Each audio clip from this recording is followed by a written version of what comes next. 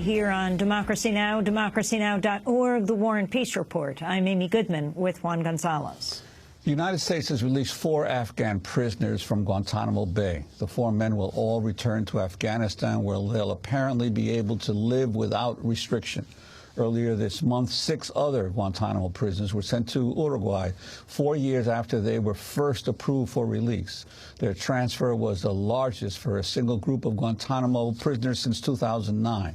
Meanwhile, the Obama administration's envoy for the effort to close Guantánamo Bay has resigned, Clifford Sloan, a Washington lawyer. He headed the State Department's Office of Guantánamo Closure for 18 months. Speaking to CNN on Sunday, President Obama said he will do everything he can to close Guantánamo. I'm going to be doing everything I can to close it. It is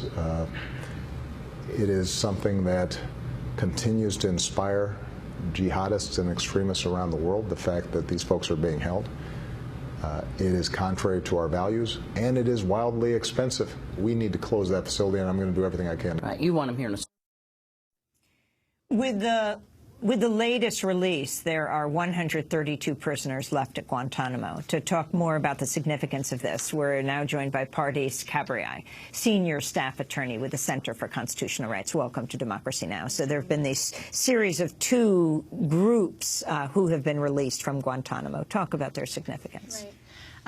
So all of these men were held for over a decade, for 12, 13 years without charge. They were all approved for release by the Obama administration in 2009. The 4 men who went to Afghanistan had spent half of their imprisonment at Guantánamo waiting for release. The significance, I think, is, in terms of Uruguay in particular, it's the first Latin American country, the first country in South America to come forward and offer safe haven to men who need it in order to leave Guantánamo. President Mujica has really emphasized the fact that he's doing this as a humanitarian gesture. He himself obviously was a political prisoner for 14 years, was in isolation. So I think his expressions of support, the fact that Uruguay has come forward and taken 6 men, he released a letter from the State Department stating that the United States did not have information that these men were involved in conducting or facilitating terrorist activity. So I think this, for the region, is important, and I think we hope that there's more of an opening for more countries in South America and in the region to come forward and take the additional men who remain. There are 64 men of the 132 still at Guantánamo who have been approved for release, most of whom since 2009. So it is absolutely past time for these men to go home. We are now approaching the 13th year anniversary of Guantánamo. January 11th will be the beginning of the 14th year that these men have been in prison. So it is past time to close it.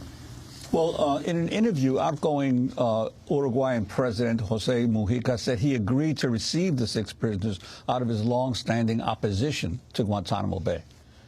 Eso no es una cárcel, es un nido de secuestro. That isn't a prison, it's a kidnapping den.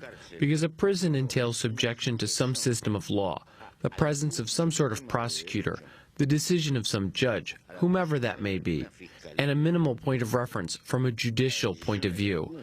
Guantánamo has nothing. That was outgoing Uruguayan President Mujica. But earlier this month, Abdul Hadi described his new life. He's one of the folks released there in Uruguay.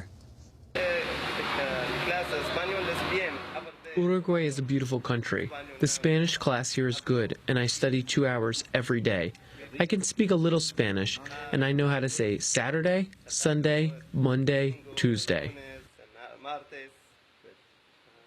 And part of this whole issue of Sloan resigning, could you talk about that, and the speculation that he was very unhappy with the pace of the releases, especially with the responses of the Defense Department to releasing the men in Guantánamo? Sure, and just on that point of the video you just showed, I mean, I think it is very important to note that the American public never has direct exposure to the men themselves, and I think that if we were to have that kind of exposure, they are citizens of most most of the rest of the world that interact with former detainees, who can go to panel discussions and hear them talk about their imprisonment, who can have that exposure firsthand. We never get that here in the United States, and I think that really that's one of the reasons why I think these myths about who we have held and the fear-mongering that continues to happen is allowed to continue.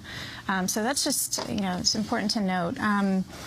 As far as Sloan, I don't know that we really have much insight into why he resigned. I think the point is that the administration needs to fill that position immediately. He's played a critical role. That position has a critical role. It's the special envoy, the person tasked with negotiating transfers. He was appointed by President Obama after the hunger strike, if you remember, in 2013, after a couple of years where that office had been closed. Since Sloan had been in his position, there have been nearly 24 transfers. So the pace of transfers has been what should be happening, what we expect to continue to be happening, and the administration absolutely needs to fill that position immediately. I want to turn to comments that President Obama made about Guantanamo while speaking to Candy Crowley on her last show on CNN over the weekend. There are a little less than 150 individuals left in this facility.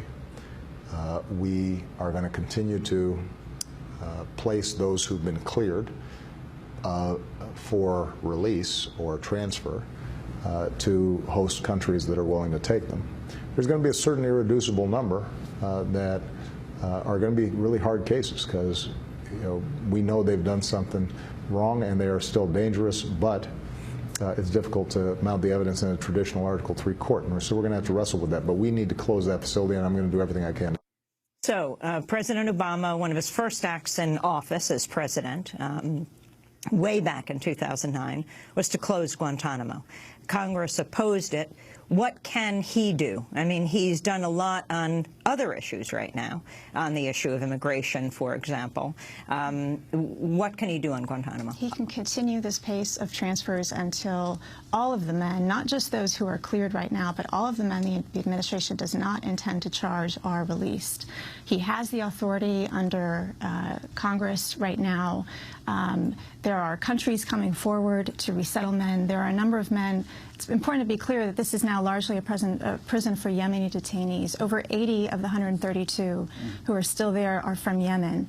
Some of those men want to go home. They should be able to go home. The administration has said that it's going to review cases, individual cases, case by case. It should be looking at the specific circumstances of each of those people and determining whether some of them can go home. Some of them, frankly, want to go to third countries, and they should be resettled, and there are now countries coming forward to do that. What can be done about that specific Yemeni situation where obviously the government in Yemen, and given the continuing strife there, is hardly in a position to say, well, we're going to take all these guys back? Well, I mean, I think there is a certain number. Of the 64 who've been cleared, 55 are Yemeni. These are men the administration has determined do not pose the kind of threat that would require them to continue to be detained at Guantanamo. There is also this myth that all of the people at Guantanamo were ever engaging in terrorism to begin with. So the idea that there's a risk of returning to the battlefield is false.